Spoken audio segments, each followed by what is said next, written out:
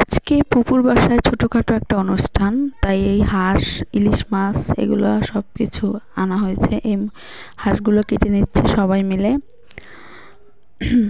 এই যে হাঁসগুলো কেটে নিচ্ছে ভালো করে, অনেক থাকে, ড্রেসিং করে এনেছে। তারপরও যে ইলিশ মাছ ভেজে নিচ্ছে, পাশে আবার পেঁয়াজ দিয়ে শুধু ইলিশ মাছ ভুনা করা হবে।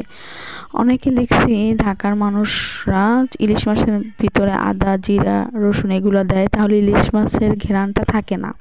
তো আমাদের বরিশালে শুধু পেঁয়াজ দিয়েই ইলিশ মাছটা ভুনা করে, যেহেতু আসল ঘ্রাণটা, স্মেলটা পাওয়ার জন্য।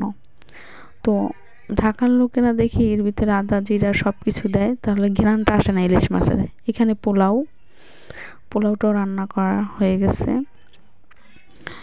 আজকে হচ্ছে পোলাও, ইলিশ মাছ ভুনা, ইলিশ মাছ ভাজি, আর হচ্ছে সালাদ, আর হাঁসের মাংস ভুনা।